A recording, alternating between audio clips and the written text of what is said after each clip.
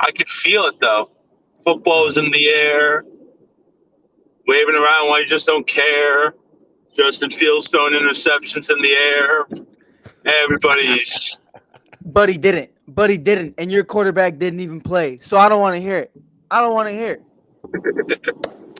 That's Charles, right. He didn't. That's right. My quarterback didn't play, but at least he's training. Unlike somebody else whose 7 months of a vacation is not enough. You need to take an extra 2 weeks to go back to the Bucks. Yeah, great timing, Brady.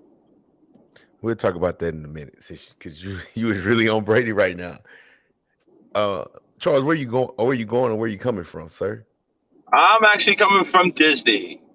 Had a nice little solo weekend stay up there to kind of get my mind off things. He was with Woo! Hold on. Then I'm heading back home. He was with You went- Goofy. That's cool. You went to Disneyland? Disney Right. World. Well, I'm sorry, World Even better. Yeah. by yourself? Yes. Wife didn't get mad? No, because I needed a break from everybody. The son was We're like, not going to go into detail. Let's put it this way. Let's put it this way. Stuff upstairs is not working to the greatest of its ability right now, As you and should, I need to dog. recharge. As you should. Okay. Sometimes I go to baseball games by myself. It's a great time. Absolutely. Those last 2 to 3 hours. This is the last 2 to 3 days. Exactly. Oh, well, you were gone for it. All right. Well, that's Yeah, he's gone for a minute. I was Mike, going for a weekend. Friday, Saturday, and coming home Sunday.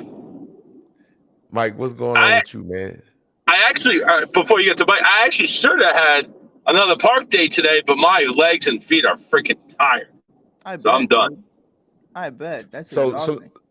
let me ask you this: since you went by yourself and you went to the park and everything, so what'd you do? Like, did you ride rides? Oh, rode all the rides I want at the pace I want. You got to keep in mind, every one step for me, every 10 steps for me is one step for my wife. So I was able to go in my own pace. I rode 3 rides in an hour, which the average wait time was usually between 60 to 70 minutes. But I also had a disability fast pass because of my PTSD and ADHD. So I had a disability fast pass. So I just go and click on a ride. Okay, come on back in this amount of time, and you just go to the lightning lane and you get on a ride. Nice. So I did everything I wanted to do. I rode the best ride there is, Guardians of the Galaxy, like 4 times. It was awesome. Okay, good. Mike, what about you, man? How was your week? Man, just living, bro. Just living, just doing it. That's really it. There wasn't really much going on. Watched a little bit of baseball. Watched a little bit of guys doing steroids, watching baseball. It was an eventful week. $300 million man just got caught with the Peds. So, it's an interesting week. But the NFL is back. So that's something, I could focus towards that. I could forget all about, October baseball. We're focusing towards October meaningless football. That's one of the biggest things I'm taking away. It was a great week. Me and you, we're kind of talking about it. Obviously, we're going to get into the games in a little bit. But watching the quadruple double, they called it, of all 4 NFL games yesterday was a lot of fun. I don't know who's playing today. You're going to have to catch me up on that one. But the Raiders. I did one game. The Raiders, that's it? Yes. Well, at least yesterday was fun. So there's that. But yesterday was a good time, and I wanted to go to Soldier Field. I wanted to check out the game. But Coach, I'm not gonna lie to you. I messed up one parlay, and now I'm not gonna be doing much of anything for like the next week and a half. So don't gamble. don't do bets, kids. Just get a job and just keep grinding, because this ain't it. If you feel like you have a problem, there is always help. Just don't go to Mike for help. I'll tell you what I did, and this is a great transition, Coach. And Coach, I hope you're feeling okay. I hope you're just a little, I hope you were partying last night. I hope you're not a little under the weather. But last night, I bet on the Saints, the Dolphins. Who else did I bet on? I bet on the Steelers and then the Dallas Cowboys. And I woke up this morning baffled by the Dallas Cowboys. And that's we'll talk about that later. But I'm in a bad shape right now. Can we just say also, anybody that bets on preseason anything is a fool. Hey man, I had to Yes. get my lick in. I'm ready. That is No, man. almost like Nobody. betting on who's going to win a wrestling match. You know? Do you know what preseason is, Mike? Yes, I do, sir. But the thing about Like especially preseason is the you can first, figure it out. Mike, the first game, maybe game and a half, the second game, the starters don't even start.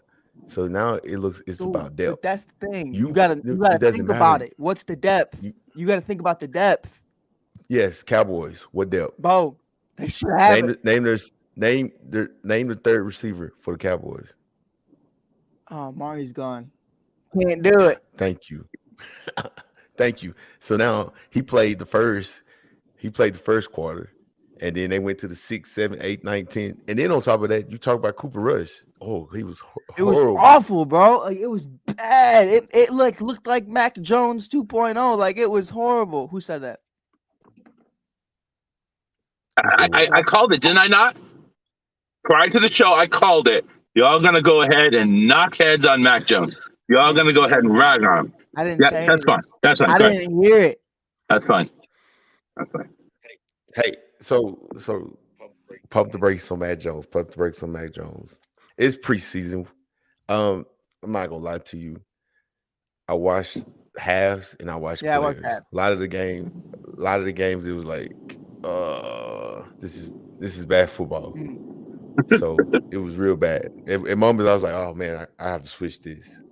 So which games did you wanted to watch before it started and you was excited to watch, Mike? I was excited about the Bears just to see the new offense, just to see Matt Eberflus, Justin Fields.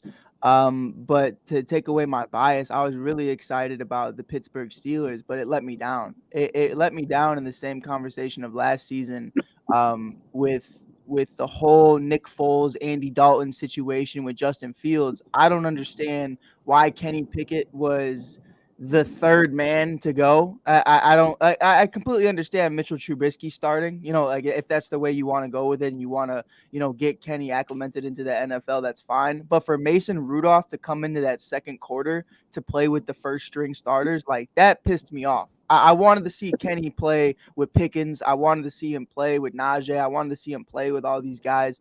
It's frustrating to me to see him playing with the third string starters, whether he's ready or not. I think he should have got those reps because Mason's not your guy. Mason's not going to be your guy. And that to me was just like, it was really disappointing. I was ready to see Pickens and Pickett's connection Pickett, pardon me.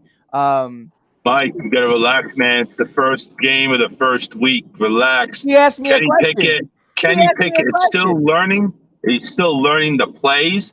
Mason Rudolph has been there, and Trubisky, we already know, is probably going to be game day starter. Okay, so Trubisky's going to get the first team reps, and then it comes down to, all right, how long has this person been here for? So Rudolph was clearly going to get the second quarter, and then who knows? Maybe this week, if Pickett outperforms Rudolph, which I have no doubt he should go ahead and get the second quarter next time, or even the first quarter. I'll tell you what, Charles. I will take a chair before I take Mason Rudolph getting second string reps. You know what he is, and you understand what he is. So you shouldn't be giving him those reps. It's not that he's getting second string reps. It is an open three-headed monster competition. That's all it is. That's your relax. It's only one monster. The three-headed. Hold on, coach. Monster. I'm sorry, and I love Mitch Trubisky, but that is the three-headed monster on the slow bus, on the short bus. Like these ain't no three-headed monsters. There's no three-headed monster. This is a kid who's starting, who can't read a defense. The third string kid has tiny hands, and the second string kid got hit in the head by Myles Garrett with a helmet. That man ain't been right since that hit. These ain't no three-headed monsters.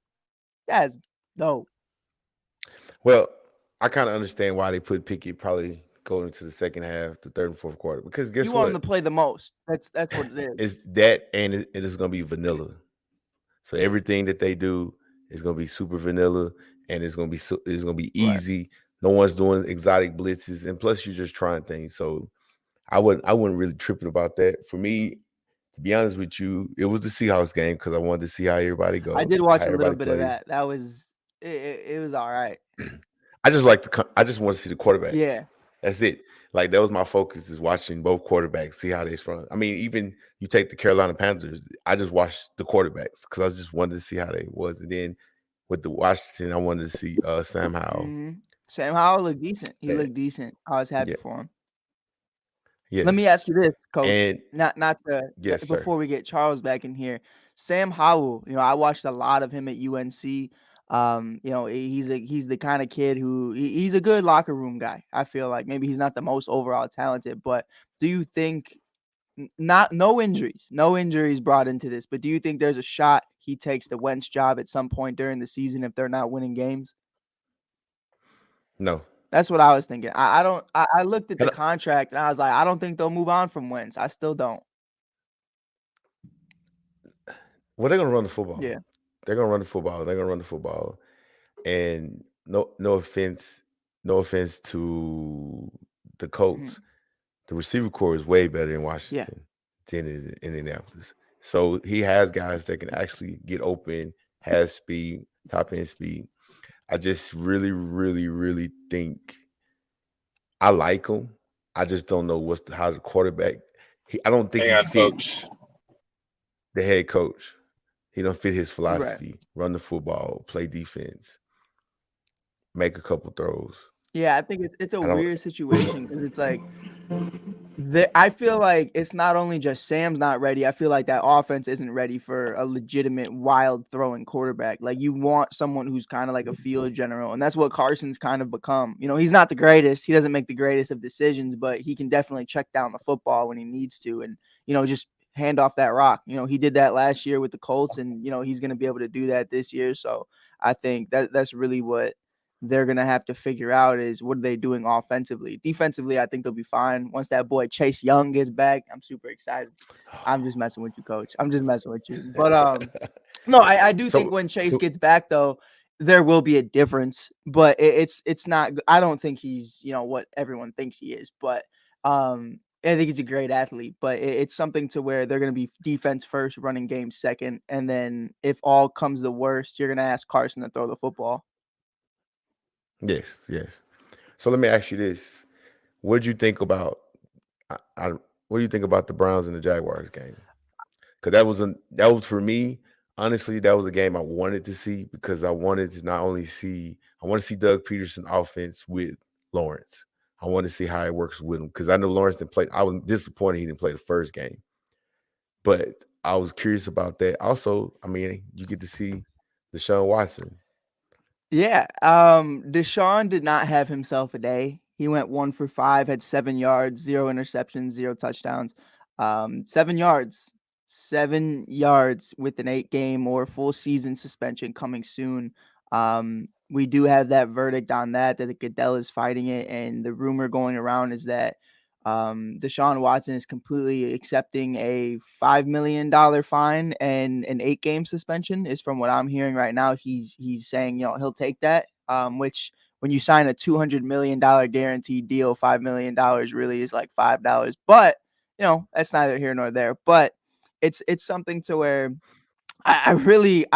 whether you believe Deshaun Watson was guilty or not, I was hoping to see him ball out. I was for Cleveland fans, I was hoping to see him ball out. Like give me something. So it definitely was putting a damper on things. I know Ray Cruz was at the game. He's a huge Jaguars fan, season ticket holder. So they were really happy with how that went. Trevor Lawrence, 6 for 12, 95 yards, 1 touchdown. It is a pretty solid day, but my big one was Coach Travis Etienne. Seeing him get reps was and really kind of understanding the offense was really exciting to me. He went had 9 carries, 23 yards, and I'm looking at the receiving side of things. I don't see him in there. Or he did. He had 1 reception for 10 yards. So I think, Travis Etienne is going to be a big part of that offense. I'm really excited to see what he brings to the table.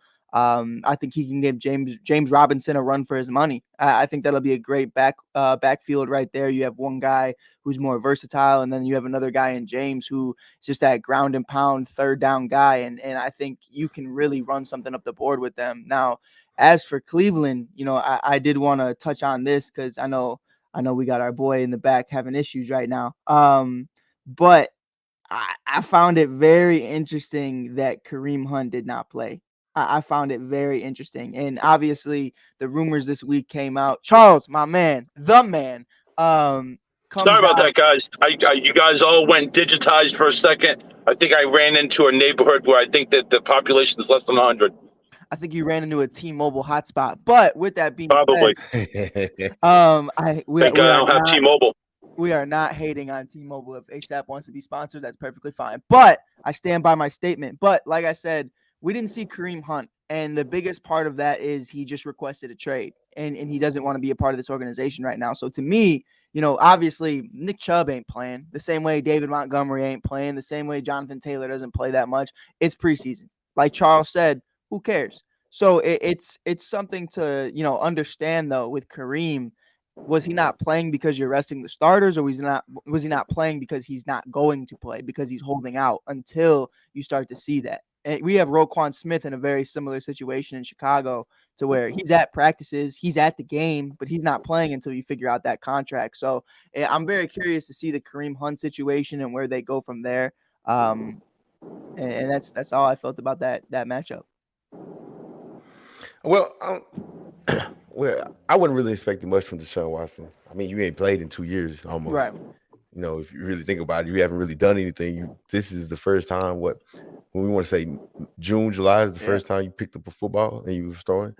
So I was kind of expecting that to be what it is. And it's going to look rough for him. I don't care if it's 6 games, 8 games, 10 games. If it's a year, when he comes back, he's going to struggle. I mean, it is what it is. So I was just curious to see it.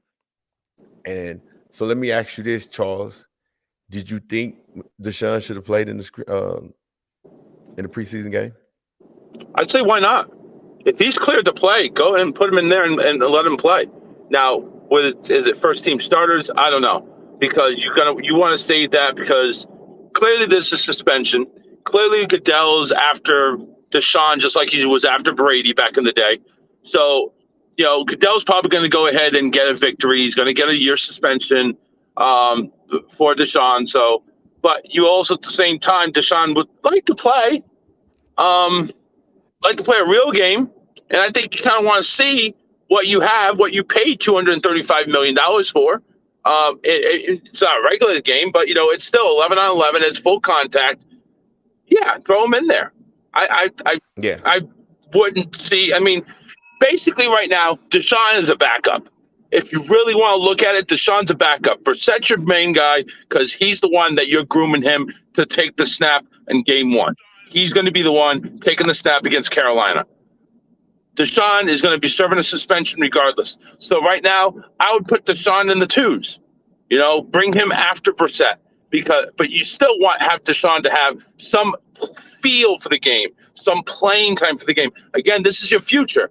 So the sooner you can, the less rust he has when he's done with his suspension, the better. Yeah. Yeah, I totally agree. I think he should do it. You didn't get a chance because of your issues with the driving. What preseason games that you was excited to see? What do you think? The one that I watched Thursday, the Patriots game. I mean, what do you think I was going to watch? Listen, I was bummed that heard Mac Jones wasn't starting, but then again, so was most of the offense. Most of the offense didn't really play. You didn't see Damian Harris. You didn't see you didn't see Stevenson. You didn't see any of the big name receivers. They played Tyquan Thornton, who I was kind of curious to see what he would do. And the guy is a speed burner. He is somebody where I hope they utilize him. They utilize him in lots of one-on-one coverage and just burn him right down the sideline. As long as somebody has the ability to throw an accurate ball, Mac. Okay. That's what I'm saying. As long as somebody can throw an accurate ball, I see this kid possibly being a good receiver for the Patriots out of the draft. And that's not something we see very often in New England. I was going to ask, Charles, what big name receivers? Yeah, I was spitballing. What actual big name receivers? Big name. See, not what ifs. Not what ifs, right? Because there's been a lot of receivers that showed lots of promise. Ooh. And the biggest receiver that we took out of the draft wasn't even supposed to be a receiver, as a quarterback. Julian Edelman. Hey, man. So you got to give him that. But Terry Glenn, I think he was an awesome receiver. Did y'all draft Terry Glenn? I think Malcolm Mitchell, if he didn't have that injury, he was a stud in Super Bowl 51. But if he didn't have that injury, I think Malcolm Mitchell could have been great. Why are we talking about could have, sir? I asked you what great quarterbacks you had. Not quarterbacks, pardon me, wide receivers. Edelman. No, have, sir, have. Oh, have? Oh, they have. Do you think New England ever carries great receivers ever? No. Randy Moss is the exception, but we don't have any great receivers. Honestly, right now, the receiver that comes to mind is Devontae Parker, and I don't know if you consider him great. I would consider him good. So let me ask you this, Charles, since we're on the topic. How do you feel about the offense for the Patriots right now? From what I heard, it's really scary. No. From what you saw. From what I saw, the run game needs a lot of help. But then again, we didn't see the starters. Okay. Zappa is garbage. I from what I saw, he's garbage. So you might as well just throw him back into whatever high school, college he came from. It looks like he was throwing a damn Nerf ball, to be honest with you. I saw no zip on that ball whatsoever. I mean, Hoyer's, he doesn't have the greatest arm either, but at least he was able to get the passes into the receivers without them being lobs. Charles, how would you feel about, and we kind of talked about it, you said you want to really dominate the run game. And, I will give your boy his flowers. Mac is very good at just being a young game manager. I feel like he understands his role and he's not trying to go out of the way to make plays. When you look at someone who's on the table like Kareem Hunt right now, potentially, who, running backs aren't going to go for first round picks. Maybe it'll be a fourth or a fifth. Are you willing to do that experiment with Kareem Hunt in New England? No. We got too many. We're actually looking at getting rid of Harris. If Stevenson actually goes ahead and chubs up, we may get rid of Damian Harris. And Harris is supposed to be the running back number one that was slated to start. So no, if anything, and Coach knows this because Coach rags on me all the time that we have over 100 running backs. Yeah, we gotta trim down. So no, you don't go ahead. And we're not going to pay Kareem Hunt any big chunk of change, and that's what he's going to want. But no, we'll pass on that. Pass on that one? Damn. Yeah. Well, guess you'll have to find your receiver somewhere else, sir. Probably. Yeah, probably. I don't know. We got. Listen, the Patriots have won Super Bowls on good receivers and average. Here it goes, Coach. Here it goes, Coach. Yeah, there he goes. There he goes. Talking but we had a Hall of Fame quarterback. Rob Gronkowski. Okay, here we go. But we had a Hall of Fame quarterback. That's all you get. I didn't say tight ends. I said receivers. I'm done. I give you your flowers. We're done with New England. We're done. Hey, so here we go. New segment coming up. We're talking about rookie quarterbacks as we watch them play. Let me ask you this: do you really, as of right now, it's just right now, do you think they drafted in the right spot that they're supposed to be in? Where you had Pickett, you had Ritter, Willis, and Corral? For me, my sake is Willis. Watching Willis, I haven't watched Willis. I watched more of his highlights, and, what they said he could do and everything. Right. He can't. He don't want to throw the football. No. He didn't want to stay in the pocket. Like they got close and he just took off running. And it's not. I mean, you could do that because he was at a D1 AA. You can do that at D1 AA's. You can't do that in the NFL. Just take off running. You don't have that kind of speed. Mike Vrabel hit it right on the head. He is leaps and bounds where he needs to be. He has got so much to catch up on to be an NFL quarterback. He's not there. No. Yeah. Do you think Mike Vrabel can get him there? No. I don't personally. I think that's exactly why you bring in a guy like Ryan Tannehill is because he couldn't get Marcus Mariota there. I think that was one of the biggest things is you need a guy who's already acclimated, already in this system, already understanding what it takes. And not to get a damper on Tampa's situation, but it was a similar situation with Tampa just a few years ago. Jameis is a stud, but it takes a very special person to get Jameis there. And to get Jameis to be able to do that. Sean Payton's one of those guys who can do that. Seeing him in New Orleans is a different conversation. But that's why you bring in Tom. That's why you bring in Tannehill. That's why you bring in guys who understand that system and understand what it takes. Cleveland is a perfect situation. Say what you want about Deshaun, but you don't need to coach that boy about how to play football. Like, that's what it is. Baker, that boy needs milk. That boy needs help. That man is a travesty. But to answer your question, Coach, I've said it since the draft. I felt like Ritter went so low, and it took so long for him to get off the board, and he performed very well. He went 10 for 22, 103 yards, 2 touchdowns, 0 interceptions. The kid played a great game with an Atlanta team that honestly isn't the greatest. Now, I saw Drake London did get a little banged up. So my thoughts and prayers are out for him. I'm hoping, it's nothing too serious. I heard it's his knee. But him, Kyle Pickett's, Kyle Pitts. Pardon me. I'm stuck on Pickett's. But Kyle Pitts, and then obviously you're going to have Calvin Ridley come back once he's done with his gambling addiction. We're all suffering out here. It's a bad time. But if you need help, call Michael Jordan's number. They'll help you out. But it's something to where I think Ritter is going to be one of the best quarterbacks out of this class. I think it's. You really think so? I think it's going to take a little bit more time. I think it's going to take a couple years for Atlanta to catch up and for him to get ready for the NFL speed of the game. I'm really excited to see Ritter and what he brings. I do like Pickett. I do like everybody you're naming. I like Malik. But my biggest problem with Malik is Malik. I feel like sometimes he gets in his own way. Sometimes he's in his own head. And that's kind of to be, Lamar Jackson was kind of a very similar way, except the difference between. Don't put them. Well, I'm not going to compare them in their game, but mentally, the thing about Lamar is, okay, screw it, I'm rolling out. But the difference between Malik and Lamar is 100 times more talented. So it's okay. Like Lamar was able to scramble and Lamar was able to do what he needed to do. Malik right now, to Charles's point, isn't there talent-wise and isn't really there, mentally to be able to play as a starting quarterback in the NFL. I think it could come.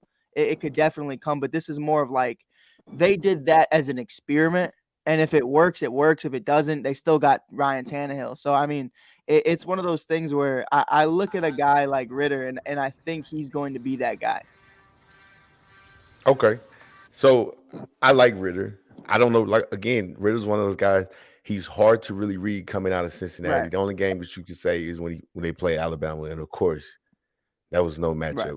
Right. And it wasn't, I'm not going to say it wasn't because the secondary was so strong. It was just Alabama is just overpowered. They're just insane, bro. They just bullied. They're an NFL team in college. That's what it is. Yes. But I'm curious. I'm very, very curious to see how Ritter will work with Atlanta. Because if you go back and you think you got Landon, you have Pitts, then you have Ridley next year. That's a nice little receiver. And you got Cordell Patterson. You got Cordell Patterson. Yeah. Look at you. So I like that. Wait, Coach, really quick. Look at Charles shaking his head. Another former Patriot that's having success. You hate to see it, Charles. You hate to see it. No. I'm shaking my head, waiting for me to go ahead, and I can chime in on Malik Willis's stature here. You guys keep going on and on like it's a two-man show. So anyway, Mike Vrabel's a smart dude. He's not going to go ahead and take Willis if he can't mold him. So yes, I do think Willis will go ahead and be comfortable with the Titans offense. It might be a different type of offense than what Tannehill's running, but I think Willis can go ahead and adapt to being a pocket passer. But it ain't going to be easy. It's not going to be overnight, and it's probably not going to be this season. So Tannehill, yes, he's got the reins, but Willis, you definitely know he is the quarterback in the future in training. I don't know, Charles. Honestly, truthfully, Charles, I don't trust the Tennessee Titans with quarterback coaching. Yeah, like you have to have quarterback coaching because what he doesn't believe in. They don't believe in throwing the football as much. They believe in pound and pound, and guess what? If 3rd and 10, pound it some more, and we're gonna pound it again. Right. Like that's the only thing. I don't think he's gonna get the development that he needs. I'll say because he's gonna have Charles's point though. My bad, Coach. But to Charles's point, there's this other stud that came out of Tennessee this year, Treylon Burks, and I think if anybody's going to be able to make up for some of Malik's early flaws and while he develops is Treylon. Working with Treylon, this kid out of Arkansas, an absolute dog. Like, this kid is bigger than A.J. Brown. This kid is faster than A.J. Brown. This kid has all the intangibles to be a great wide receiver. And to Charles's point, if you play with great players long enough and you really want to be a part of this game, I feel like that's going to rub off on a lot of guys. So, Malik definitely could. I think it's possible. But again, I think Coach and I's point is more so like, can you trust Mike Verbal to do this? Is that going to be able to control that? Vrabel. I don't care what it is. But It's not necessarily can you trust them Vrabel to do it. It's can you teach an athlete to be a quarterback first? Why would you go ahead and take a quarterback that has this type of offensive mind, and why would you take him if you couldn't go ahead and teach him or didn't see the talent in him? But that goes back to when you evaluate. Like, you watch him on film, he looks good, but it's lesser talent. Like, the teams that he was playing against don't have the end. If you watch when you watch the game, even the ends didn't rush up field. They contained and waited, because soon as that pocket collapsed a little bit or get tight to him, he just tried to take off running. Right. Like, you have to. He doesn't have that right now to sit in the pocket and throw the football. And Charles, and that's one of the things he has to have. You look at the 86 overall pick, round 3, pick number 22. Like, if a talent, like Coach is saying, is there, why not? Why not make that your experiment run? Because you look at Tennessee, they're very close in their eyes. Maybe Coach and I and you don't agree that they're a championship caliber team anytime soon, but it's a conversation of they believe they don't have that many missing pieces. So for a 3rd round pick to potentially get a guy who could turn into one of the best quarterbacks of his draft, from a lot of different people's eyes, I see no issue in taking him where they took him. It's an experiment. It's a what if. But you still got a lot of talent in the 3rd round. Why couldn't you take something you need now? Well, that's what I'm saying. But what did I think if you're gonna go ahead and do an experiment in the 3rd round, I think that's a wasted pick for this year. If you need missing pieces, Charles, let me ask you this, and this is the honest truth. What was the weak link for the Tennessee Titans? By the 3rd round. No, not even that. If Derrick Henry was healthy, who's the weak link? The quarterback. The quarterback was the weak link. It was. Because if you look if you look at the playoff game against Cincinnati, it wasn't the defense. You are not taking Ryan Tannehill out of the game, though. You're not. I'm just saying. But that's why it's an experiment. You don't so why not? Why not go after a running back in the 3rd round to back up Henry to keep the odds in your favor? Because it's one of those things where that's not going to be your franchise altering move. And honestly, being real, even the running game in Tennessee during the playoffs wasn't really the issue, even with Henry not being there. When Henry came back, it looked like, he had cinder blocks for feet, but that's what did Coach say? He had a plate in his foot, so I can't even blame him. But it had something to do with when you look at Ryan Tannehill throwing 3 interceptions in your game in pivotal moments. You have to look at it and understand, okay, Ryan's going to be here right now. And I look at it kind of like the Green Bay Packers. They understand Aaron Rodgers at that time thought he wasn't going to stick around. So they draft Jordan Love later in the different rounds is because he's not a 1st-round talent. He's not a 1st-round pick, but, he could mold into that. And it's something to where you can look at it and be like, 3 years from now, when this kid's 3 years into the NFL, instead of rocking out with some rookie quarterback who doesn't know how to read a defense, you have a guy who potentially got molded into a great quarterback, and he's ready now. So I feel like I definitely see where they were coming from with that, because like Coach said, you hit everywhere else. Everywhere else is fine, and you have to go into this season expecting Derrick Henry to be healthy. You can't draft his replacement after a back-to-back 2,000 season yards. And what was it, Coach? He played 8 games and had over 1,000 yards. He played 8 games. He was leading the league. Not that, though. He's become injury prone now. I don't think you could say that. You can't say injury prone after 1 year, Charles. Not 1 year. Not 1 year. Right. If that's the case, there's a lot of people that are injury prone. I think everybody in this league is injury prone. Tom Brady was injury prone. He was out for 1 year, but he still won 4 more Super Bowls? Tom tore his ACL. He's perfectly fine. But Charles, to your point, I think he has the potential. I don't know if Tennessee can bring the potential out to teach him. Like I said, I like Carroll, man. You saw him even in the Commanders quarterback. You saw him at the end. He did a lot of good. I'm not Carroll. I'm tripping. Sam Howell. Yeah. Sam Howell looked good. He did a lot of good things, and I was very, very shocked. I was very surprised to see he sat in the pocket. He stayed in the pocket. He moved to stay open to look for the pass, and he ran, of course, when he had the opportunity. But to carry on, Nate said, "Boom, he don't think Mariota will start past week 6." Yeah, I got Ritter coming in at some point. But again, though, Coach actually brought this to my attention last year with the Bears. If Mariota is healthy and they are not winning football games, I don't think you see Ritter come in. I don't. I think Mariota needs to stay healthy, and if he doesn't, which we all know he normally doesn't, that's when you'll see Ritter. But if they're losing games and they're 0 for 5 and Mariota's perfectly healthy and he doesn't look like an abomination out there, I think they'll keep him in there. Yes, sir. Mariota, man, he just needs to retire. Yeah, it's bad. He does. But so is that whole team. He's a glorified clipboard holder. That's it. 100%. So right now, who's the best rookie quarterback? Mike. I would say I got 1A, 1B. Right now, I'll give Ritter the edge, but I think Sam Howell is right behind him. But I think I've watched a lot of Sam Howell. I think the issue with Sam is decision making later down the stretch. And overall just athleticism. So I'm gonna give it to Ritter right now just for being more complete. And I feel like more NFL ready now, but Sam's well on his way. Charles? I didn't get a chance to see a whole lot, so I can't really go ahead and judge on this one, but I will go ahead and from what I've heard, I think Pickett has the best chance to go ahead and overtake anybody in Pittsburgh, just given the reps. Man, you just hate on Money T. Money Mitch. Don't hate on Money Mitch. You know what? It's all right. We're going to win MVP this year, Money. It's all right. We're going to win it. We're going to win it.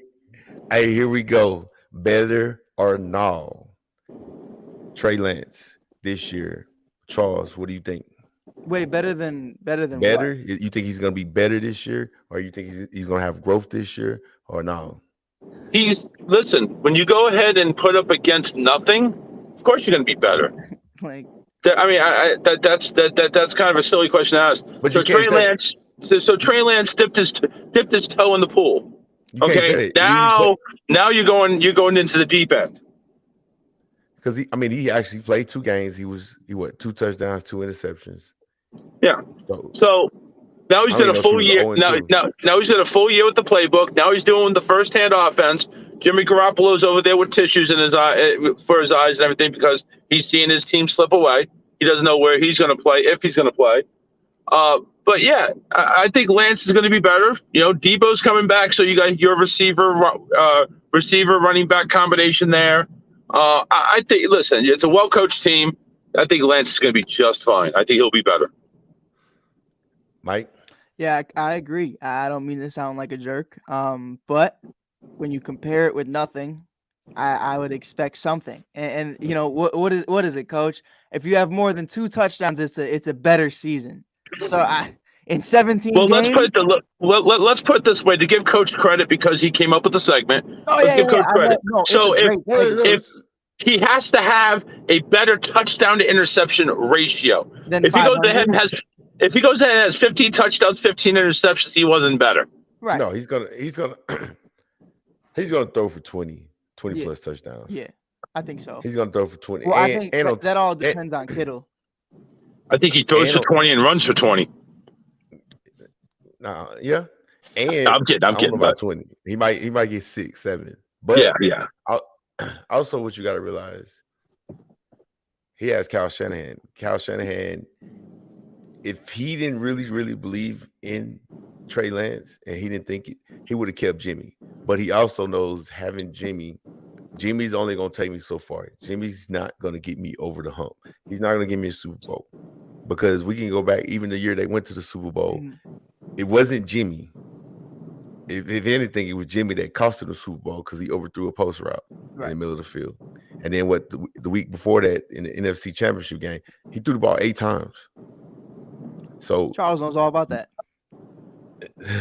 So Listen, when he was anyway, throwing for New England, he was dropping dimes. man, he played 2 games and got I know, hurt. but I'm just saying. So did Trey Lance.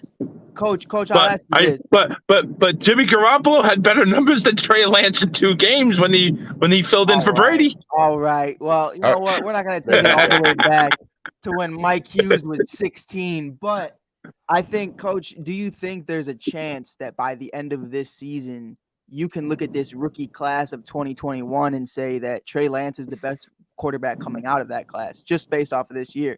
Do you think he could take that kind of leap, being better than Trevor, being better than Zach? I think situationally, when you talk about winning games, you look at Justin Fields on the Bears, who's projected to be one of the worst teams in the NFL. Mac Jones, who doesn't have a single receiver. So here's my thing about it. I'm saying he's got more damn receivers than Fields does.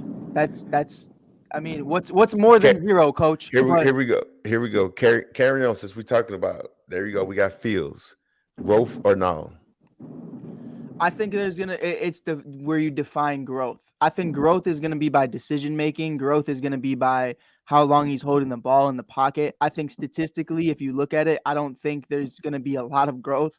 I don't think you have the wide receivers like N'Keal Harry that a lot of people and I here in Chicago are kind of overhyping. The kid's already hurt. The kid's not good. He can't create space to save his life, and that was his problem in New England.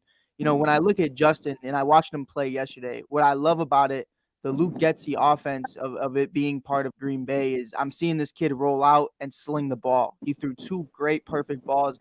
I got to send you the videos, Coach. You would forget Justin Fields' throw. You got to see this catch by this kid Sharp. I mean, I don't know if he's going to be great, but yeah, he definitely had himself a day. And him and Darnell Mooney's connection, I think that's going to continue to grow.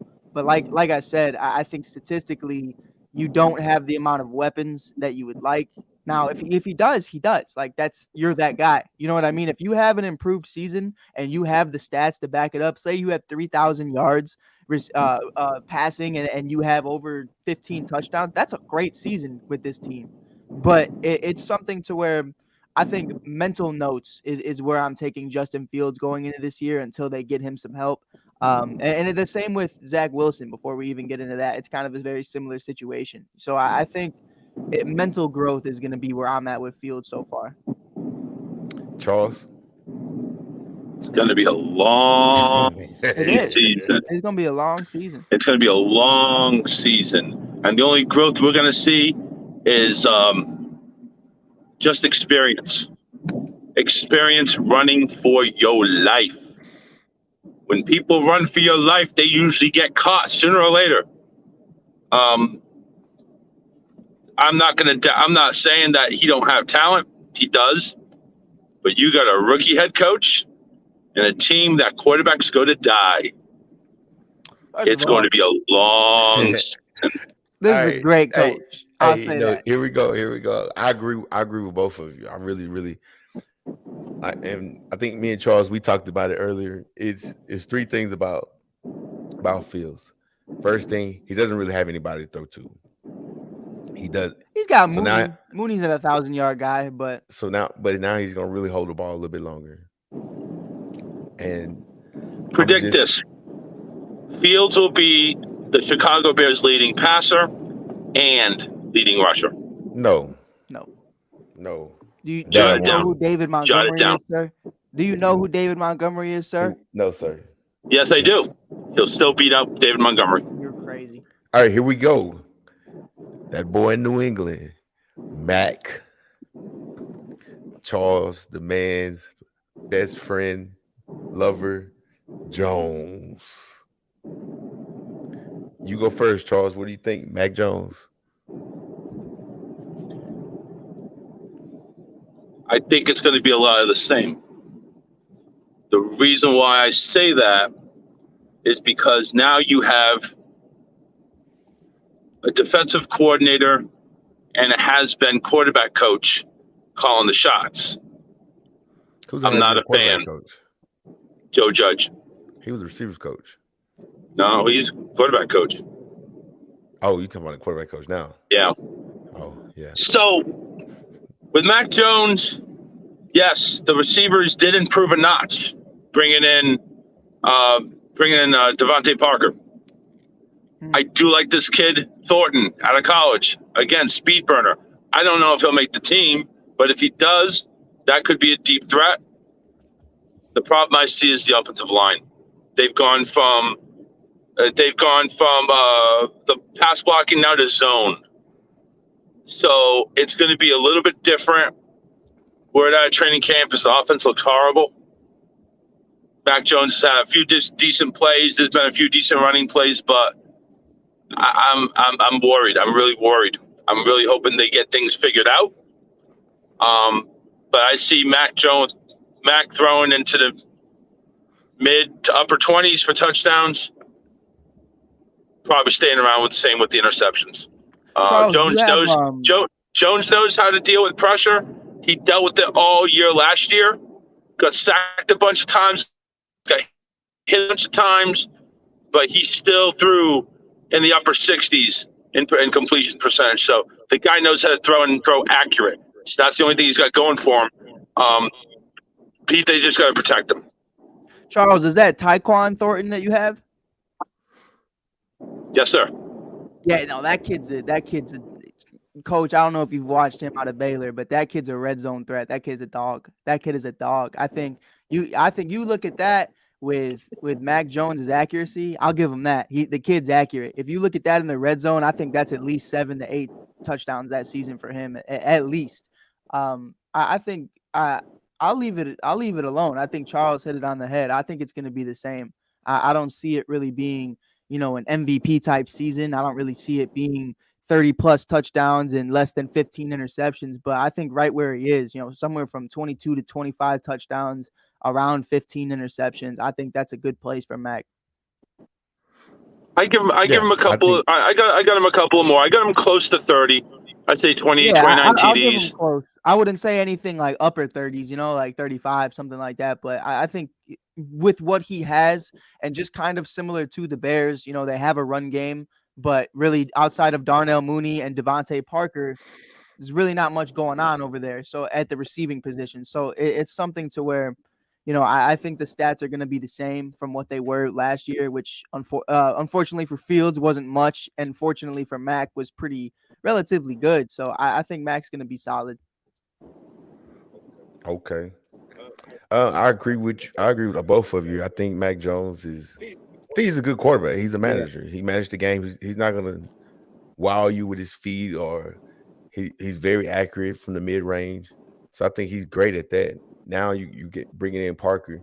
That's going to improve the game. Then, like I said, I haven't really watched Thornton that much, but both of you guys saying great things about him. So now I'm intrigued. I'm going to have to pay attention to him. Yeah, I think if you're watching Thornton, and I say this because I know Coach is if you're missing one piece, you're missing all the pieces kind of guy. That's why I love Coach. But it's something I wouldn't pay attention to his stats when it comes to receiving yards. I wouldn't pay attention to his deep ball. I wouldn't pay attention to any of that. In the red zone, that's where this kid's going to be, and that's where he thrives. And I think that's where everybody's going to have to pay attention to. Yeah, he's got height, and he did well. He did really well to get open on that one drive in the end zone where Hoyer found him.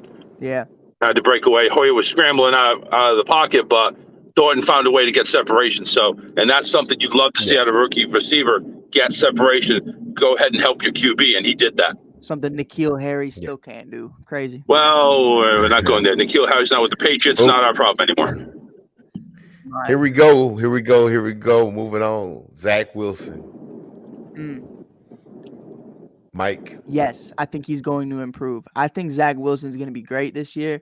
The MILF Hunter is the new nickname throughout New York for Zach Wilson after rumors of sleeping with his mom's best friend. I don't care if we shouldn't be talking about that on air. It is why I am carrying this fantasy football season. I drafted Zach Wilson. I changed the name of my team to the MILF Hunters. Sir, I'm talking about an MVP season. I'm talking about the greatest quarterback to ever walk God's green earth is going to be Zach Wilson this year. But in all seriousness, I do think he's going to be better. I think this starting to get sick over here. I think he has a lot of intangibles, though. I think he has a great sense of pressure, a great sense of reading a defense. I think Zach's one of those guys that the real thing about him is waiting. the waiting game. And we talked about it about Ritter. It's what can Atlanta do to make Ritter have success? And it's the same conversation with the Chicago Bears. What can the Bears do to bring Fields some weapons, bring him some success? And I think the Jets are in that situation to where they brought in a couple receivers. We're going to see how that works out. They have a stud at running back. I mean, this kid, this rookie they have coming out, I mean, this kid is something special. So I'm really excited to see that. I'm really excited to see where they start moving going forward. I just think out of all the guys you named, would I say Zach Wilson is going to have the best season? I'd put him at 3. I would say it's going to be Trey Lance, Mac Jones, and then Zach Wilson, I think, out of all of them. Okay. Charles? Like I said, I threw up in my mouth there a little bit, but there is not a vaccine that is strong enough to get rid of the turnover bug. However, with that being said, I still see Zach Wilson improving. I do see that he's one that's going to take risks. Yes, some of those risks are going to result in INTs, but I think he's also going to go ahead and throw a lot more touchdowns and lead the Jets to a lot more wins. Not a lot more wins, but definitely more than they had last year. What's more than 2, Charles? and if this running back that Mike says that he's in love with so much goes ahead and turns things around or helps out with taking the pressure off Wilson, then I would say yes. I think he's going to have a good year. I wouldn't go ahead and say MVP. I don't think the Jets ever had an MVP. We'll never have an MVP. I don't think so. Sorry, that's just the way it is. But the one thing, Mike, you said, I love this running back, this rookie, and then immediately I'm thinking, rookie. Don't matter. Don't matter. But it's a running back, though. Running Don't back. matter. But yeah, they're here. I think honestly, I'm just saying. I wouldn't put too much. I listen, Mike. I would not gamble on this rookie. Okay, Listen, don't gamble. Keep your money. 500. I got 500 on Breece Hall right now, rushing over 1,000 yards. 500. Anybody who wants it. John in the comments, if you got 500 on Breece Hall right now. Mike is going to lose his rent money. Stop. Do not take this bet. Just for the sake of love for Mike, do not take this bet. We do not need him moving out of Chicago. He's got too many roots up there. We don't need him getting evicted. Don't take his money. I want to leave. But yes, to go ahead and close, I think Zach Wilson will improve. I think he's going to stay the same. Really? Yeah. Shoot, now think about it. He's out for almost a month. Oh, yeah. he got hurt again. He got his knee pretty bad. It was a non-contact injury too. That's the scariest shit. And he's throwing interceptions left and right. You know who he reminds me of though, Coach? And I wanted to get your take on it. I was gonna have you on the show and talk about it. But I think he reminds me a lot of Jay Cutler and a Jameis Winston type guy. I think there's all the talent in the world, but he takes risks where there's no need to take risks. And I think that's the problem. I think Jay Cutler, yes. I'm not gonna put Winston in that same group. I think a lot of people, man, what you got to realize, like Winston threw 30 interceptions. I don't always blame all 30. No, of course, there's ones that get Jay Cutler and Kirk Cousins were born from the same mommy. Okay, that's all I got to say. It's just they're just moderate to low end quarterbacks. That's it. Yeah. Yes, but they have all the talent of, you know what I mean, of a Pro Bowl. I don't care if you have all the talent in the world. If you don't know how to use that talent, stay the hell off the field. No, but that's what I'm. That's what I'm saying about Zach. Let me ask you this though. Let me ask you this: Do we really think, honestly? Do you really think Zach is that guy for the Jets? Just in general, I think. Would you right now? Would you say for a year? Or drive, I'll take Zach Wilson. I don't think anybody over who? Just overall? Just in general. I mean, I just don't. When I look at Zach Wilson, I see the injuries, I see the interceptions, I see just out there running. It was like, especially last year, he was lost. Right now, even when you watch him, even in practice, he's throwing picks. It's like you're not making the right decision. I can understand if you're like, okay, you're trying to see if you can get it in there, but. For him, I just don't see a lot of improvement on him. I think out of all the quarterbacks, I think he's one of the weakest ones. Yeah, I just think based off of what happened last year and bringing in as many additions as they brought in, I think there will be a big number of success for him. So I'm really excited to kind of see where he's going to be at once he gets back. Until then, Mike White is probably going to be holding that mantle because, I mean, that kid, he threw 400 yards in one of his games last year. So I guess they'll be stuck with him for about a month. But I think by default, you have to assume that this kid's going to get better. I think I'll give everyone the benefit of the doubt. And like me and you talked about last year, until year 2 is over, I can't fully evaluate who this kid's going to be because I really do want to see how guys grow and how they develop. For the quarterback position, it's kind of more so, me understanding, okay, your first year was you trying to learn how to play this game. And year 2 is going to explain, did you learn anything or is it same old, same old? And like you said, right now, from that standpoint of making good decisions, it's same old, same old. But if the talent could somehow overpower that and the talent's gotten better or the accuracy's gotten a little bit better, I think you could start to look at the pieces moving around him, like Breece Hall and a couple other wide receivers they brought in. You're going to start to see these numbers really rise.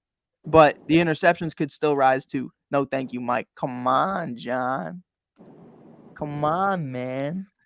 All right, here we go. Last quarterback, Trevor Lawrence. That's my boy. That's my dog. That's my road dog. Charles, what do you think?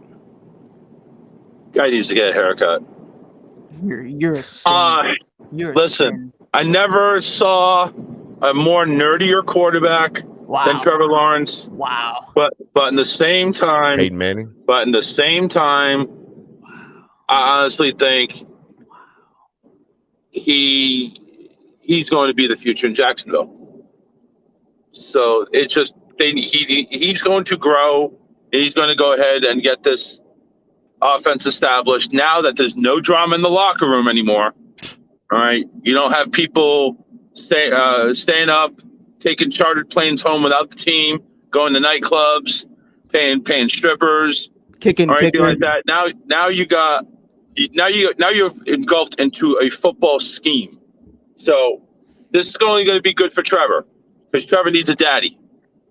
And I think Jacksonville has that daddy in place, and now Trevor's going to be able to be a leader. So I think he will improve.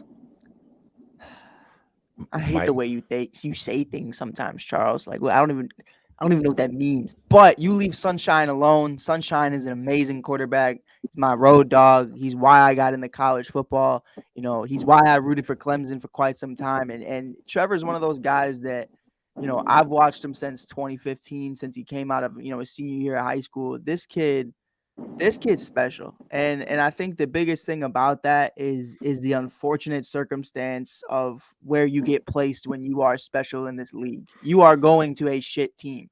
And he's going to have to create this culture. And Charles hit it on the head. And Coach, you kind of have always said it to me too, is when you need a team that has very, very much so lack of culture and lack of an identity, it's far more than just the coach. I think the players need to lead by example as well.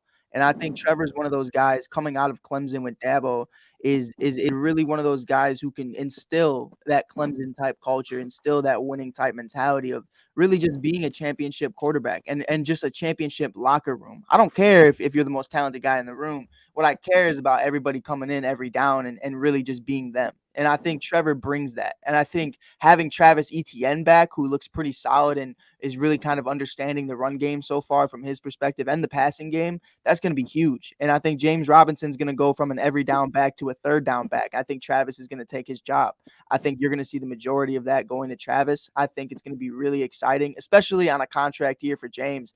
They're not going to pay him. They have Travis for another 3 years. So I think, it's going to be a great year. Christian Kirk, being there, definitely not worth $82 million, but definitely a lot better than what they had last year at the receiving position. It's going to be a lot of fun to see Trevor grow. And it's going to be a lot of fun to see that hair flow because, Charles, it ain't going nowhere. It ain't moving. It's staying. Sunshine is here to stay, and you will treat him as a king. And I think something. He has something going for him. He'll be the first transitional quarterback ever. Can't say that, sir. Can't say that on air. Man, we're not gonna Can't say that. on air, sir. Hey, moving on. No. I'm just saying. Listen. Since Listen. I'm just kidding. I'm just kidding. Cancel him. Hey, since we're right now, we talking about Trevor Lawrence. Let's talk about the Jaguars, man. The Jaguars was 3-14 last year. Had the number 1 draft pick. Yep. Urban Myers was there. Oh, he destroyed it, like Charles said earlier, doing everything wrong. Like, yep. If you want to read a book on how to get fired as a head coach, Urban Meyer is the one to write it. You got to read his story. Now they brought in Doug Peterson, free agents. You got Christian Kirk as a receiver. You got some toys. You got Evan Ingram that came from the Giants, which is not a bad tight end when he's healthy. You drafted Trayvon Walker, Luke Fortner, and Devin Boyd. I'm only gonna do the first 3 picks because you get to a point where it's like, So, like I said, so what do we think about the Jaguars? They went 3-14. Do we see them winning more games? I say 6 games, max. Why? I think they've made good enough strides to stay competitive, but I think one of the biggest things, and we talked about at the beginning of this show, is depth. And I think they're going to be one of those teams. You kind of look at a team like the 2021 Detroit Lions. If you look at the win-loss ratio, they look like shit. But if you watch those games individually, they were, for 3/4 of a game, they were staying in there with Green Bay. They were staying in there with the 49ers. They were staying in there with big, heavy teams. And I think that's one of the biggest things you need to look at is I think this team is going to be able to compete for the first half of a game or even, let's say, 3/4 of a game. But I think when it comes down to crunch time and when it comes down to, like, Coach, like you said, when you need a shot, do you trust Zach Wilson and the Jets? No. When you need a touchdown, when you need a first down, do I trust anybody in the Jaguars organization at this very moment? No. And that's not just a knock at Trevor. That's just a knock at the entire team. They're not deep enough for that yet. So I think you'll win 6 games. I don't think they're going to be a top 3 draft pick. That you brought in some dogs, and Doug Peterson is that dude. He's a great culture guy. I think he's a lot of fun. I think one of the biggest issues with him was understanding a run game, but I think now he has that. So I'm excited to see what that's going to bring. And I'll give him 6. I wouldn't say any more than 6, but I wouldn't say 3. Charles? Potential playoff contender. You brought in experienced veterans to go ahead and help lead this team. Trevor, it's going to help Trevor go ahead and be a better leader. Doug Peterson, I think, might be the right coach for this team. I'd say 8 to 9. As long as everything gels, that means all the veterans that you brought in gel with all the current players. That means the rookies go ahead and develop the way you want them to develop, and ETN doesn't get hurt again. Charles, can I ask you something? No. Well, I'll ask Coach. Because I don't want to talk to you anymore. Because you're hating on Sunshine. But I think you look at all the weapons they brought in and it's 0 to address the offensive line. That's not going to change anything then. So what are you going to do? But what's saying the offensive line can't improve? It's the same team running it back. Right, and what's say they can't improve communication-wise, blocking scheme-wise? I'm gonna take a quote out of Coach Bennett's book. Let me ask you this: if I shit in a box today and show it to you, and tomorrow come back with the same box and show you another shit, has it changed? Yes, it doesn't smell anymore. Is it still shit? Yes, but it doesn't smell anymore. But it's still shit. They were a pile of steaming diarrhea. It might still now be bad. It's not steaming anymore. It might not be Urban Meyer's bad, but it's the same guys and they're not good. Like it's still the same situation. Hey, did I bash you when you said 6 games?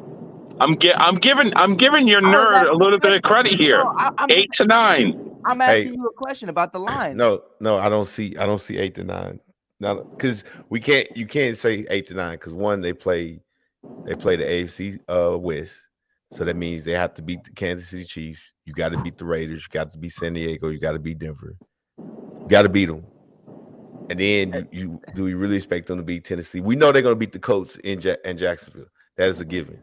Given. That's a given, no matter Where's what. Randy? Where's Randy? That's a given. So that's one win. And it was a dogfight battle with the Texans last year, but the Texans won. So They won't let that happen again. Okay. Okay. I love the confidence.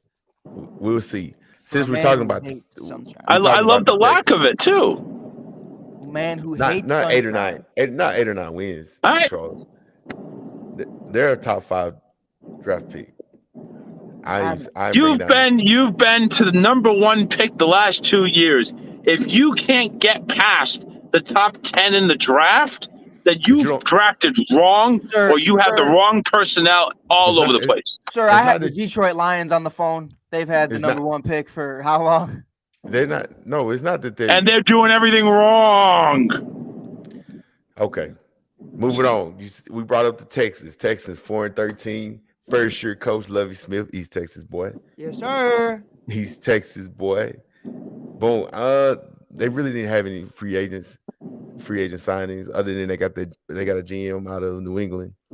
They drafted well. They drafted They're going 17-0 because they went ahead and got some GM from New England. Here he goes. Here he goes. No, sir. Charles, Charles, you know what? I pause you, Charles. I'm gonna mute you. You out for a second. You're on timeout. Mike. Yes, sir. Texas, what do you think? I think it's a great culture. I think, from the Bears days, Lovie Smith will always go down as one of my favorite head coaches I've ever seen. Obviously, for everyone watching, I'm a youngin', so I didn't see Mike Ditka. I didn't see Buddy Ryan. I didn't physically see that. So Lovie Smith has been one of my favorite quarterbacks for a long time.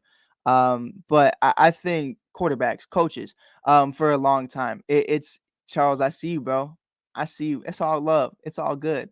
But with that being said, Coach, I think it's a conversation about, what his defense brings and why he lost his job as the Bears head coach to begin with. I think when you look at his scheme, it's very cover 2. It's very cover 2. And in this league, with the amount of speedy wide receivers and the amount of athletes that you have at, the running back and even quarterback position, you can't just run a cover 2 the entire time. And I think that's one of the biggest issues right now with Lovie Smith. I want to see him adapt to that. And seeing him as the defensive coordinator as the Texans, you kind of saw a change. And I'm really excited to see that change. I think it could be a good team. I don't know if he's going to be your franchise head coach for a long time. But I think right now I would definitely give him that opportunity. But before I hand it to Charles, 1, I hate you, Charles. And 2, I think one of the biggest things is his issue as a head coach is that he always had beef with the offensive coordinators. Always had beef, started issues. And I think he needs to change that mentality. And it's going to be really exciting to see if he can or if he can't. Charles, yo child ass, I'd like to throw it to you. There you go, Charles. How successful is Lovie Smith, the coach in the Bears? They went to a Super Bowl. You ain't going to go to the Super Bowl with the Texans. But that wasn't your question. Yeah, I'm just letting you know I'm segueing into it. But I'm just letting you know they went to a Super Bowl and had a winning record every year. If you don't improve your team, you go nowhere. Thanks for coming to my TED Talk, sir. They were ass and they went to the Super Bowl. But thanks for coming to my TED Talk. Hey, honestly, I think they did a good job drafting. Did a great job.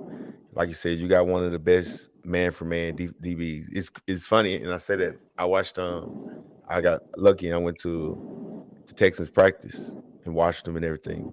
Like no one tried to throw it at Stingley.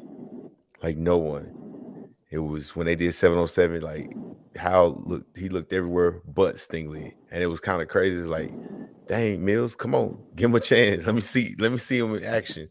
So defensively, they're gonna be sound. They drafted a guard in the second round. I mean, in the first round also. He's pretty solid. Hey, and nobody went ahead and since we were talking about sophomore quarterback, nobody mentioned David Mills.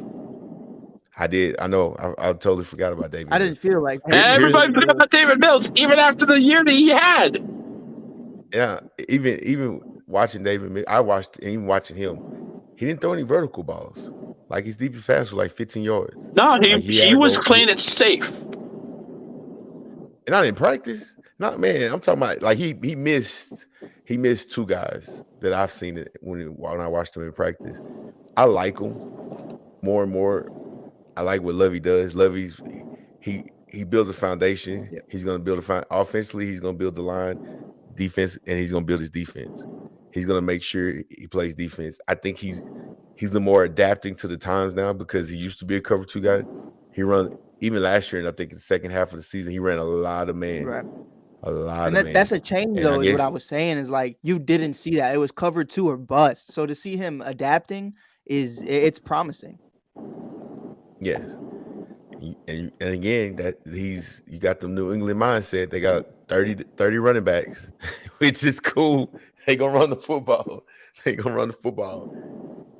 can't even think his name. What's the running back out of? He was from the Colts, 3rd string. Mac.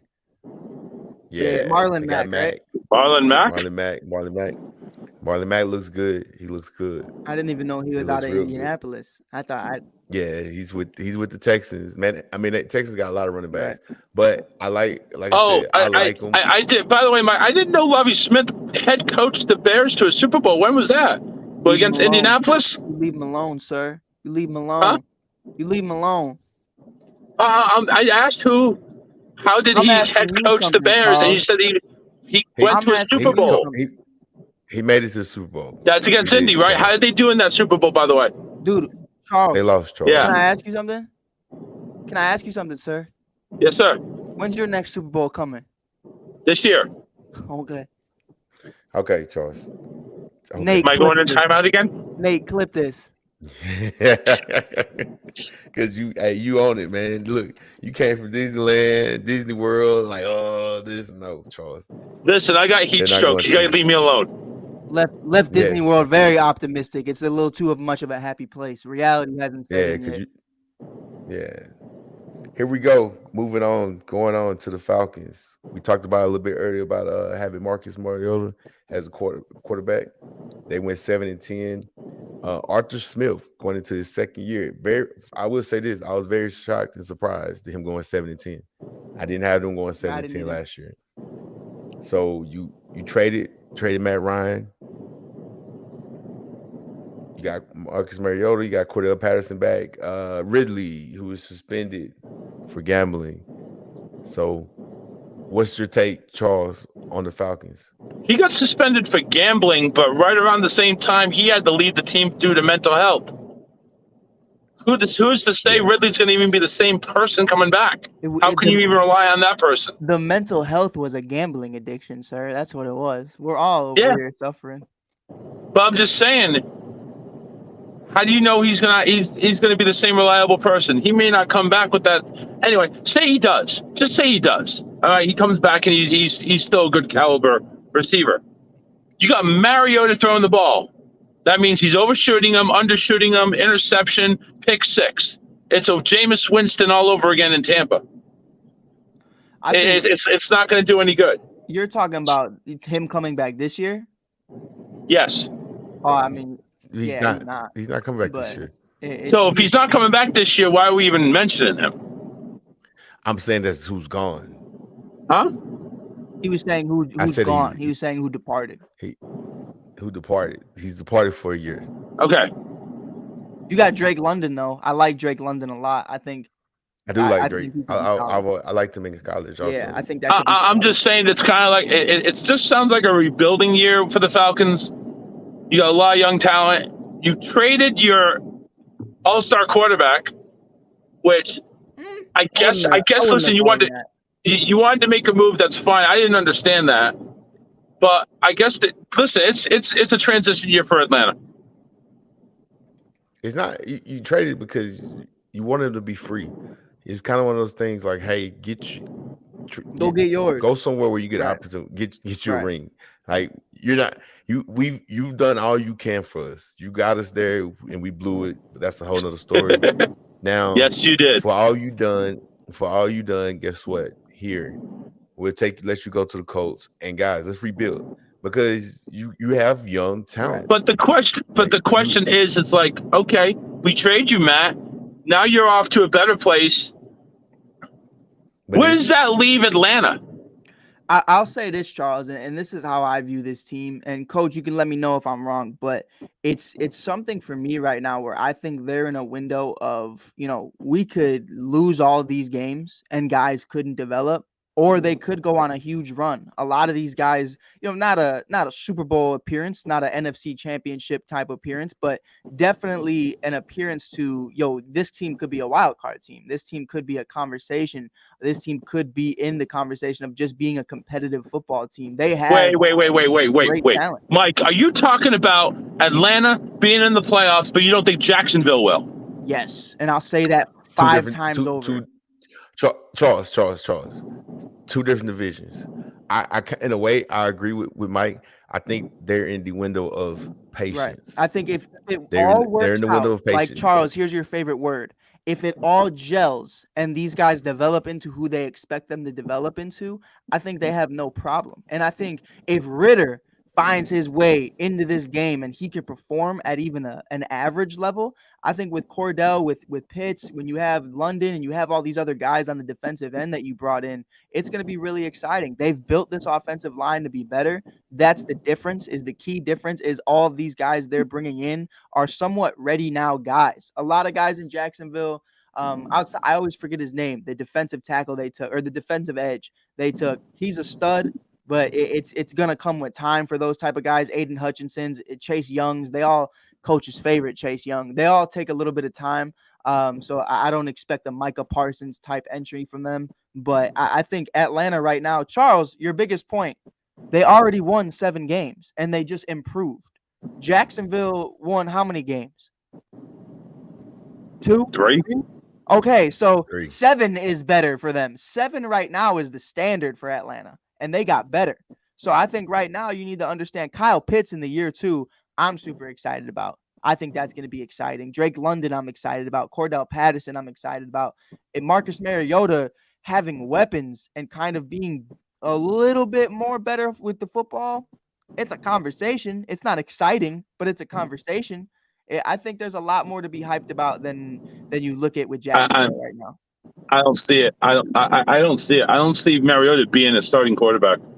No, me neither. Well, me neither. But also what you got to realize, Charles, is not that even if he's not, they're in the NFC. You can name 6 teams, maybe 7 teams that's good in the NFC. I'll name 3. That's it. There's not. But I'm just saying. Yeah. I'm just saying in general. Like we know for a fact, hey, they have a shot to make the playoffs. And there is the patience. When I say patience, I mean you're just waiting because guess what?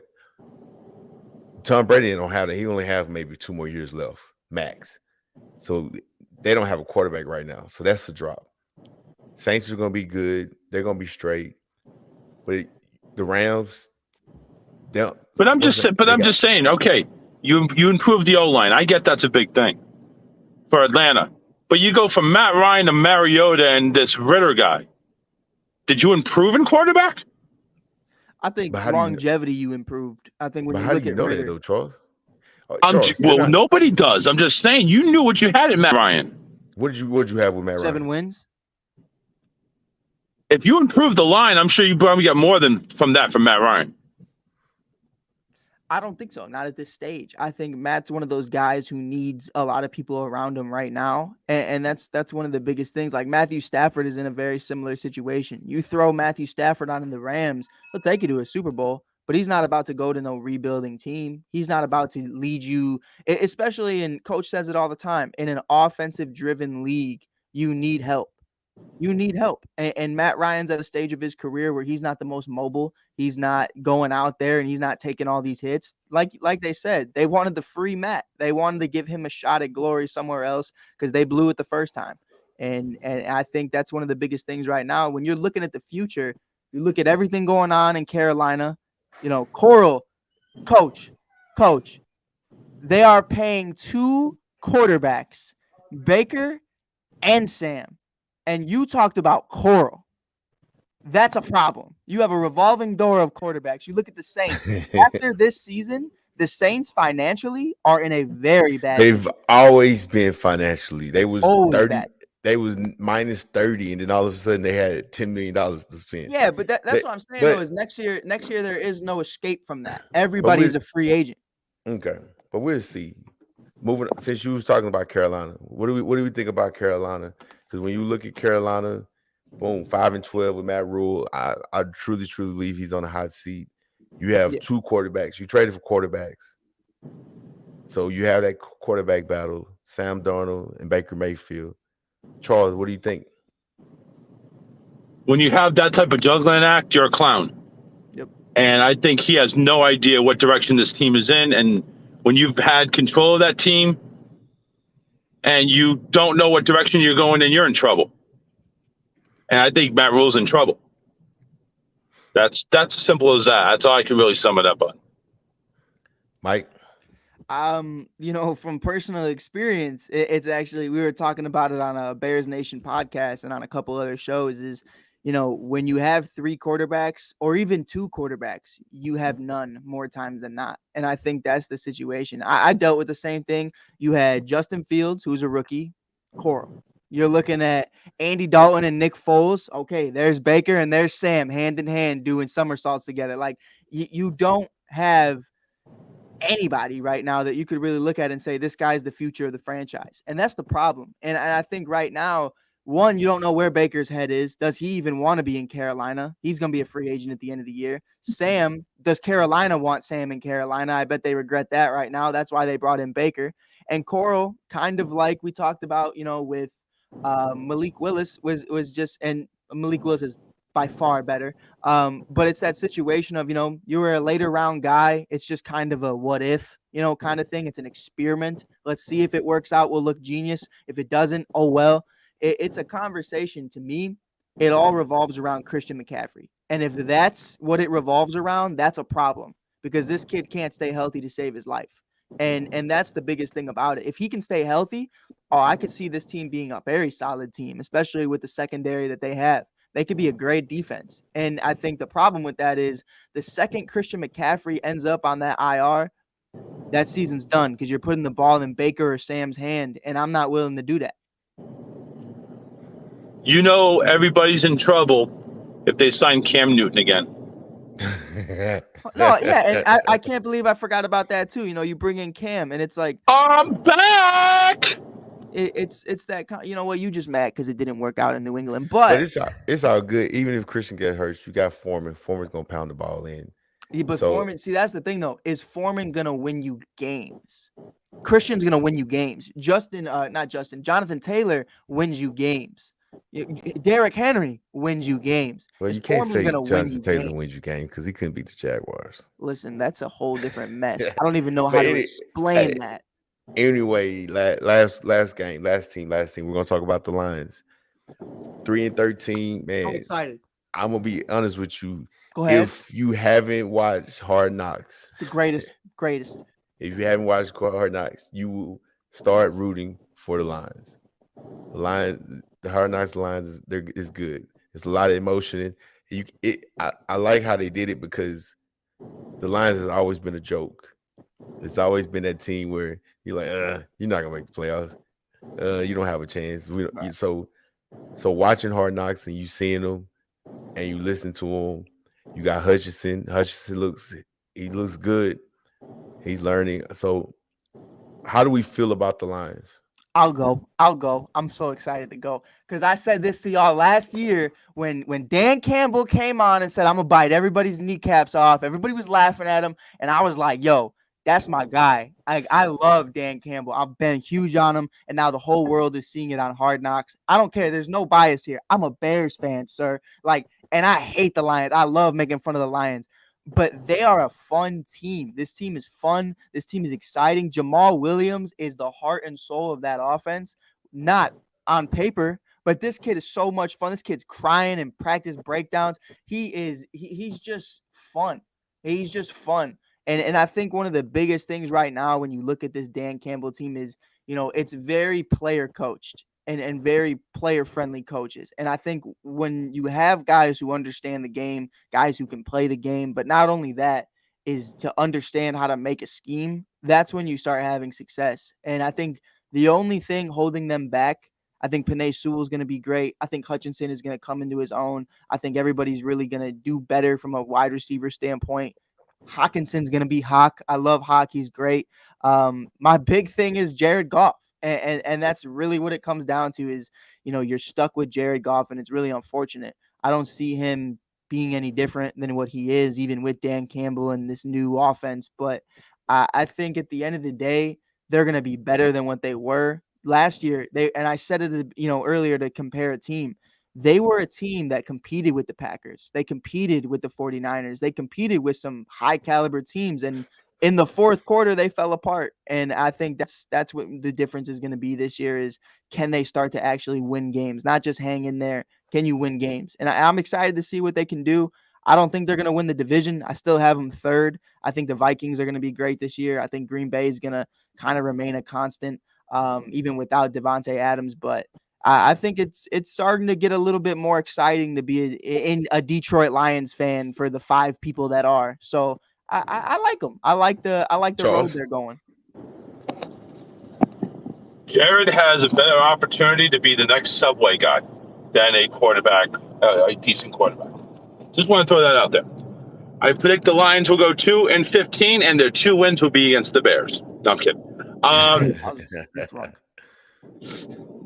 Love, all love, not loser. That's a backwards L, sir. You've been doing it all show. It's called my camera phone. It flips. Okay, leave me alone. Wrong is wrong. Anyway, all right. So, yeah, to Mike's point, you're stuck with Goff. You got a problem. Yep. If anything, get Jimmy G in there for crying out loud. Why not? Right?